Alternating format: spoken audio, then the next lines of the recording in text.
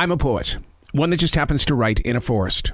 In 2015, I stepped into a very special collection of trees at the Billy Graham Library right there in Charlotte, North Carolina. While there, I did nothing but write, but they were never my words. I always believed they were the lyrics from Billy's Forest. Nearly 2 years later, God spoke directly into my heart. He said, dude, it's time to grow beyond the library, to write with other collections of trees, mainly your own forest in South Charlotte, North Carolina. You see, in every place that I have written, the spirit of Billy's lyrics vibrate the purpose and plan that God is putting into play. I never know what I'm going to write about when I enter any forest, which gives us plenty of time to talk about it in the end. Remember, these aren't my words. These are the lyrics from Billy's Forest. Chapter number 322, July 10th, 2022. This tiny little forest in South Charlotte, North Carolina is about to get pummeled by a lengthy summer thundermaker. 9:40 a.m., and there's no sunlight to motivate a creative mind. The roar in the sky. I'm physically aware of how nature is changing. The rain is gentle, but the weather radar is sporting a different story. It reminds me of the woman of homelessness that I met. I asked her how she's staying dry. Her reaction was, I keep walking. I know my steps will eventually lead me back to the shelter. As do the deer in the forest, the hawks, the owls, and all the others that make this collection of trees their outdoor home.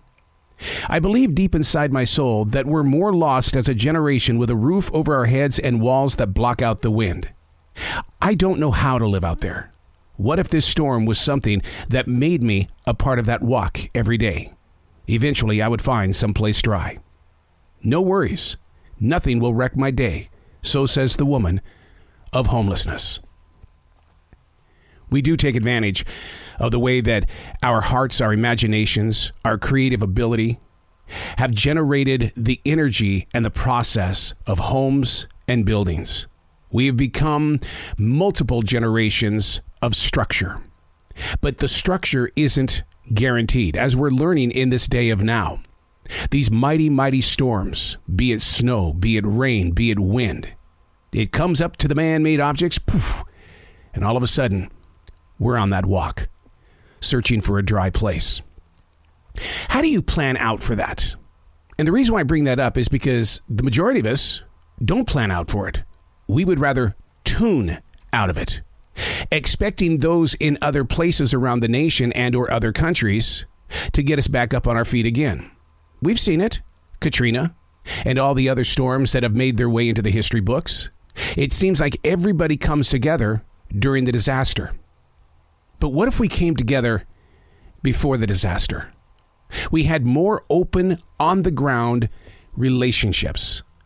And we built upon them not as being hypochondriacs or people afraid of the sky falling, but rather preparing. We know what's happening right now. We know the causes, and there's always going to be somebody that's going to fight us on this thing called the greenhouse effect or climate change.